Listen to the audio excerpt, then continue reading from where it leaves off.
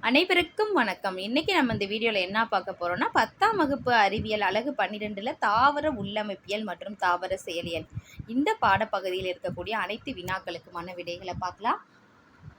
நம்ம ஏற்கனவே 1 மார்க் கொஸ்டினோட ஆன்சர்லாம் போட்டிருக்கோம். இப்போ நம்ம என்ன பார்க்க போகிறோம் அப்படின்னா ஓரிரு வார்த்தைகளில் விடையளி. சரியா? ஓரிரு வார்த்தைகளில் விடையளி, அடுத்து சுருக்கமாக விடையளி இருக்குது. அடுத்து பார்த்தோம் அப்படின்னா விரிவாக விடையளி. இதில் இருக்கக்கூடிய கேள்விக்கான பதிலை பார்க்கலாம். முதல் கேள்வி பாருங்க, ஓரிரு வார்த்தைகளில் விடையில ஒன்றிணைந்த வாஸ்குலார் கற்றை என்றால் என்னன்னு கேட்டிருக்காங்க.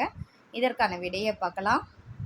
இதற்கான விடை இங்கே கொடுத்துருக்கேன் பாருங்க. சைலமும் புளோயமும் ஒரே ஆரத்தில் ஒரு கற்றையில் அமைந்திருந்தால் அதற்கு ஒன்றிணைந்த வாஸ்குலார் கற்றை என்று பெயர். இது முதல் கேள்விக்கான விடை. இரண்டாவது கேள்வி, ஒளிச்சேர்க்கைக்கு தேவையான கார்பன் எதிலிருந்து பெறப்படுகிறது? இதற்கான விடையை பார்க்கலாம். இங்கே இருக்கு பாருங்க. இதற்கான விடை, ஒளிச்சேர்க்கைக்கு தேவையான கார்பன் வளிமண்டலத்தில் உள்ள கார்பன் டை ஆக்சைடிலிருந்து பெறப்படுகிறது. இது இரண்டாவது கேள்விக்கான விடை. மூன்றாவது கேள்வி, காற்று சுவாசத்திற்கும் காற்றில்லா சுவாசத்திற்கும் பொதுவான நிகழ்ச்சி எது? இதற்கான விடை பார்க்கலாமா? இதற்கான விடை, காற்று சுவாசத்திற்கும் காற்றில்லா சுவாசத்திற்கும் பொதுவான நிகழ்ச்சி கிளைகாலிசிஸ் ஆகும். இது மூன்றாவது கேள்விக்கான விடை. 4, கார்போஹைட்ரேட்டானது ஆக்சீகரணம் அடைந்து ஆல்கஹாலாக வெளியேறும் நிகழ்வின் பெயர் என்ன? இதற்கான விடை இங்கே இருக்கு பாருங்க. கார்போஹைட்ரேட்டானது ஆக்சீகரணம் அடைந்து ஆல்கஹாலாக வெளியேறும் நிகழ்வின் பெயர் காற்றில்லா சுவாசம் அல்லது நொதித்தல். அடுத்து சுருக்கமாக விடையிலி. முதல் கேள்வி, இரு விதையிலை தாவரத்தண்டின் வாஸ்குலார் கற்றையின் அமைப்பை பற்றி எழுதுக. இதற்கான விடை பக்க எண் 174 இருக்கு பார்க்கலாம். இங்கே இருக்கு பாருங்க. வாஸ்குலார் கற்றைகள் ஒன்றிணைந்தவை, ஒருங்கமைந்தவை, திறந்தவை மற்றும் உள்நோக்கு சைலம் கொண்டவை. இது முதல் கேள்விக்கான விடை. இரண்டாவது கேள்வி, இலை இடை திசு மீசோஃபில் பற்றி குறிப்பு எழுதுக. இதற்கான விடை பக்க எண் 176 இருக்கு பார்க்கலாம். இங்கே இருக்கு பாருங்க. இலை இடை திசு மேற்புற தோலுக்கும் கீழ்ப்புற தோலுக்கும் இடையே காணப்படும் தளத்திசு இலையிடை திசு அல்லது மீசோஃபில் எனப்படும். இதில் பாலிசைட் பேரன்கைமா மற்றும் ஸ்பாஞ்சி பேரன்கைமா என இரு வகை செல்கள் உள்ளன எழுதிட்டு அது கீழே பாலிசைட் பேரன்கைமான்னு தலைப்பு போட்டுக்கோங்க. அதுக்கு கீழே மேற்புற தோலுக்கு இதிலிருந்து மேற்கொள்கின்றன இந்த 5 வரிகள் எழுதிக்கலாம். அடுத்து ஸ்பாஞ்சி பாரன்கைமான்னு தலைப்பு போட்டு இவ்வடுக்கு பாலிசைட் பாரன்கைமாவிற்கு இதில் இருந்து உதவுகிறது வரல எழுதிக்கலாம். இரண்டாவது கேள்விக்கான விடை. அடுத்து 3, ஒரு ஆக்சிசோமின் படம் வரைந்து பாகங்களை குறி. இதற்கான விடை பக்க எண் 179 இருக்கு பார்க்கலாம். இங்கே இருக்கு பாருங்க. ஆக்சிசோம் இந்த படத்தை வரைஞ்சி நீங்கள் என்ன பண்ணுறீங்க அப்படின்னா பாகங்கள் குறிச்சுக்குங்க. அதாவது F1 இது தலை, F0 இது அடிப்பகுதி, இங்கே தண்டு. சரி, அந்த 3 பார்ட்ஸையும் எழுதிக்குங்க. இது மூன்றாவது கேள்விக்கான விடை. படத்தை வரைஞ்சி இது பாகங்களை குறிச்சுக்குங்க. அடுத்து 4, மலரும் தாவரங்களில் காணப்படும் 3 வகையான திசு தொகுப்புகளை குறிப்பிடுக. இதற்கான விடை பக்க எண் 170 இருக்கு பார்க்கலாம். இங்கே இருக்கு பாருங்க. தோல் திசு தொகுப்பு அல்லது புறத்தோல் திசு தொகுப்பு, அடிப்படை அல்லது தள திசு தொகுப்பு, வாஸ்குலார் திசு தொகுப்பு. இது 4வது கேள்விக்கான விடை. அடுத்து 5வது, ஒளிச்சேர்க்கை என்றால் என்ன? இது செல்லில் எங்கு நடைபெறுகிறது? இதற்கான விடை பக்க எண் 177 178 இருக்கு பார்க்கலாம். இங்கே இருக்கு பாருங்க. ஒளிச்சேர்க்கை என்பது தற்சார்பு ஊட்ட உயிரினங்களான ஆல்காக்கள், தாவரங்கள், இதோட தொடர்ச்சி எங்கே இருக்கு பாருங்க. பச்சை நிறமிகளை கொண்ட பாக்டீரியாக்கள் போன்றவை சூரிய ஆற்றலை பயன்படுத்தி தமக்கு வேண்டிய உணவை தாமே தயாரித்துக் கொள்ளும் நிகழ்ச்சியாகும். இந்த நிகழ்ச்சியில் கார்பன் டை ஆக்சைடு மற்றும் நீரின் உதவியால் சூரிய ஒளியின் முன்னிலையில் பசுங்கணிகத்தில் கார்போஹைட்ரேட் தயாரிக்கப்படுகிறது. இந்நிகழ்ச்சியின் போது ஆக்சிஜன் வெளியேற்றப்படுகிறது. இதை எழுதி முடிச்சுட்டு அதுக்கு கீழே இது எங்கே நடைபெறுகிறதுன்னு கேட்டிருக்காங்க. எந்த செல்லுனா பசுங்கணிகத்தில் நடைபெறுகிறது. அப்போ இது செல்லில் பசுங்கணிகத்தில் நடைபெறுகிறது. இந்த பாயிண்ட்ஸை எழுதிக்கிங்க. ஓகேவா? இது 5வது கேள்விக்கான விடை. அடுத்து 6, சுவாச ஈவி என்றால் என்ன? இதற்கான விடை பக்க எண் 180 இருக்கு பார்க்கலாம். இங்கே இருக்கு பாருங்க. சுவாசத்தின் போது வெளியேற்றப்பட்ட கார்பன் டை ஆக்சைடின் அளவிற்கும் எடுத்துக்கொள்ளப்பட்ட ஆக்சிஜன் அளவிற்கும் இடையேயுள்ள விகிதமே சுவாச ஈவு எனப்படும். சுவாச ஈவு ஈக்குவல் வெளியிடப்படும் CO2 அளவு டிவைடட் பை எடுத்துக்கொள்ளப்படும் O2 அளவு. இது 6வது கேள்விக்கான விடை. அடுத்து 7வது கேள்வி, ஒளிச்சேர்க்கையின் போது இருள் வினைக்கு முன்பு ஏன் ஒளி வினை நடைபெற வேண்டும்? இதற்கான விடை பக்க எண் 178 இருக்கு பார்க்கலாம். இங்கே இருக்குது பாருங்கள். ஒளி வினையின் போது நீங்கள் எழுதிக்கிங்க. ஒளி வினையின் போது ஒளிச்சேர்க்கை நிறமிகள் சூரிய ஆற்றலை ஈர்த்து ஏடிபி மற்றும் NADPH ப்ளஸ் H+வை உருவாக்குகின்றன. இவை இரண்டும் இருள் வினைக்கு பயன்படுகின்றன. அடுத்து இதோட தொடர்ச்சியாக இந்த இடத்துல இருள் வினையின் போதுன்னு எழுதிக்கிங்க. 2வது பாயிண்ட், இருள் வினையின் போது ஒளி சார்ந்த வினையில் உண்டான ஏடிபி மற்றும் NADPH ப்ளஸ் H+ உதவியுடன் CO2 ஆனது கார்போஹைட்ரேட்டாக ஒடுக்கப்படுகிறது. இந்த 2 பாயிண்ட்ஸை எழுதிட்டு இதோட தொடர்ச்சியாக இங்கே பாருங்கள், இந்த 2 பாயிண்ட் சொன்னால் இல்லையா, அந்த மாதிரி எழுதிட்டு தொடர்ச்சியாக கீழே ஆகவே இருள் வினைக்கு முன்பு ஒளிவினை நடைபெற வேண்டும். இதை அப்படியே எழுதிக்கிங்க. ஆகவே 3வது பாயிண்ட் இங்கே கொடுத்துருக்கேன். ஆகவே இருள் வினைக்கு முன்பு ஒளிவினை நடைபெற வேண்டும். இந்த 2 பாயிண்ட்ஸ் புத்தகத்திலே இருக்குது. இதை எழுதி முடிச்சுட்டு அது கீழே ஆகவே இருள் வினைக்கு முன்பு ஒளிவினை நடைபெற வேண்டும்னு எழுதிக்கிங்க. ஓகேவா? அடுத்து பாருங்கள், 8வது கேள்வி. ஒளிச்சேர்க்கையின் ஒட்டுமொத்த சமன்பாட்டை எழுதுகின்றிருக்கு. இதற்கான விடை பக்கம் 178 இருக்குது. பார்க்கலாம். இங்கே இருக்குது பாருங்கள். இந்த சமன்பாட்டை நீங்கள் எழுதிக்கணும்.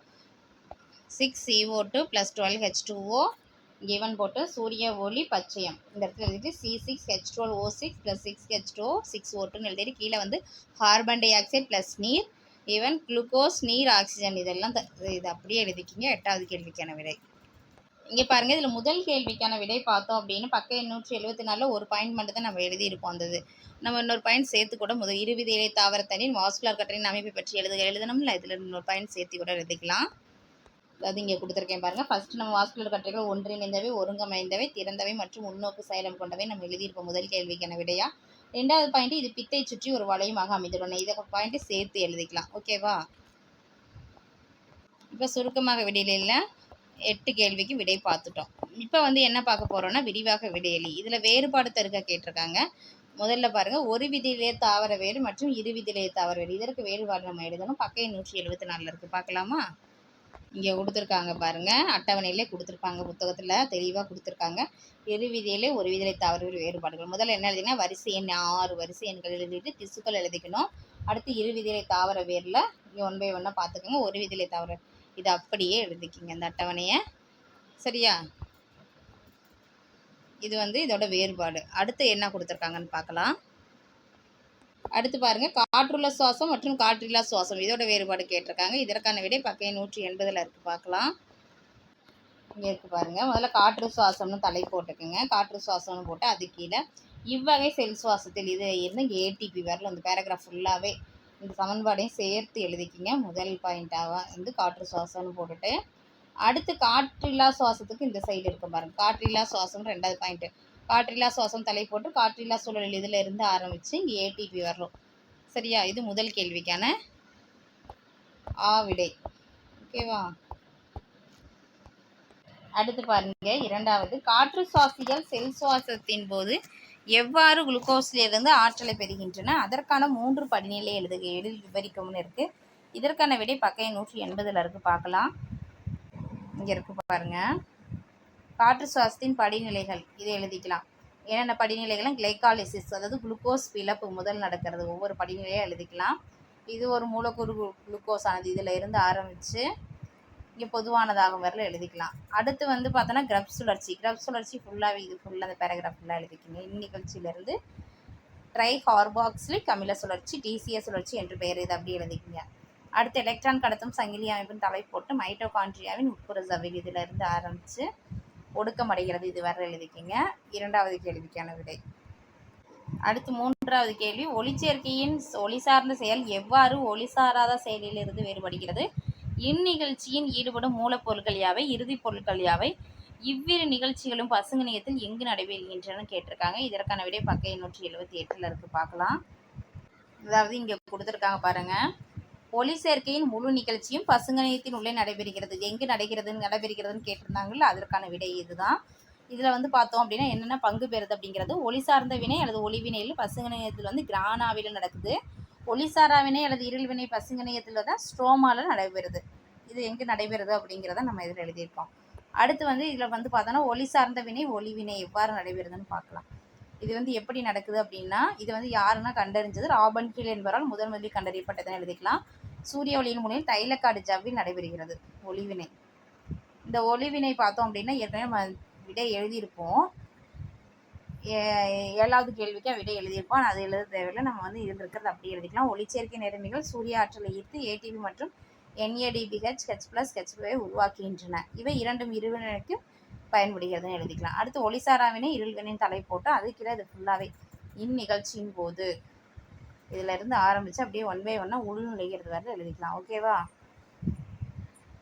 இந்த ரெண்டுமே இங்கே வந்து நம்மளுக்கு படத்தில் கீழ்வினை மற்றும் கால்வினை சுழற்சி ரெண்டுமே ஒளிச்சேர்க்கை எவ்வாறு நடைபெறுகிறது அப்படிங்கிறது, ஒளி சார்ந்த வினைகளில் என்னென்ன கிடைக்கிது, கால்வின் சுழற்சி மூலம் என்ன கிடைக்கிது அப்படிங்கிறத கொடுத்துருக்காங்க. இதை பார்த்துக்கோங்க. ஓகே, இங்கே பாருங்கள், இதை வந்து ஷார்ட் ஃபார்மாக நம்ம அண்டர்ஸ்டாண்ட் பண்ணிக்கணும். அப்படின்னா ஃபஸ்ட்டு கேள்வி வந்து ஒளிச்சேர்க்கை ஒளி சார்ந்த செயல் எவ்வாறு ஒளிசாரா செயலிருந்து வேறுபடுகிறதுன்னு இருக்குது. இதற்கான விடை வந்து நம்ம இந்த மாதிரி வேறுபாடு கூட எழுதிக்கலாம். அட்டவணை போட்டு ஃபஸ்ட்டு ஒளி சார்ந்த வினைக்கு ஒளி சாரா வினைக்குன்னா இந்த வினை சூரிய ஒளியின் உதவியுடன் நடைபெறுகிறது, இந்த வினைக்கு சூரிய ஒளி தேவையில்லை. இது தைலக்காய்டிஜாவில் நடைபெறுகிறது, இது பசுங்கணித்து ஸ்ட்ரோமா வழியில் நடைபெறுகிறது. இந்த மாதிரி நம்ம எழுதிக்கலாம். சரியா? அடுத்து பார்த்தோம் அப்படின்னா ஈடுபடும் மூலப்பொருட்கள் அப்படின்னு போட்டுட்டு இது வந்து நீங்கள் அண்டர்ஸ்டாண்ட் பண்ணுறதுக்காக தான் கொடுத்துருக்கேன். ஆனால் சென்டென்ஸாக எழுதுனா நான் புத்தகத்தில் இருக்குல்ல அதை அப்படியே கொடுத்துக்கலாம், அப்படியே எழுதிக்கலாம். ஈடுபடும் பொருட்கள் வந்து ஒளி சார்ந்த வினை வந்து ஒளி சேர்க்கை நிறமி சூரிய ஒளி. ஒளி சாரா வினையில் நம்மளுக்கு என்ன ஈடுபடும் பொருட்கள் என்னென்னா ATP NADPH2CO2. அது மாதிரி இறுதி பொருட்கள் வந்து ஒளி சார்ந்த வினையில் ATP NADPH2, ஒளி சாரா வினையில் கார்போஹைட்ரேட் கிடைக்கும். நடைபெறும் இடம் வந்து ஒளி சார்ந்த வினை வந்து பசுங்கணியத்தில் கிரானாவில் நடைபெறுது, ஒளி சாரா வினை வந்து பசுங்கணியத்தில் ஸ்ட்ரோமா பகுதியில் நடைபெறுகிறது. இந்த மாதிரி நீங்கள் ஷார்ட் பண்ண ஞாபகம் வச்சுக்கிட்டிங்கன்னா உங்களுக்கு ஈஸியாக இருக்கும் அதற்கான பதில் எழுதுறதுக்கு. இந்த வீடியோ உங்களுக்கு பயனுள்ளதாக இருந்துச்சுன்னா நம்ம சேனலை சப்ஸ்கிரைப் பண்ணுங்கள், லைக் பண்ணுங்கள், ஷேர் பண்ணுங்கள். Thank you to all.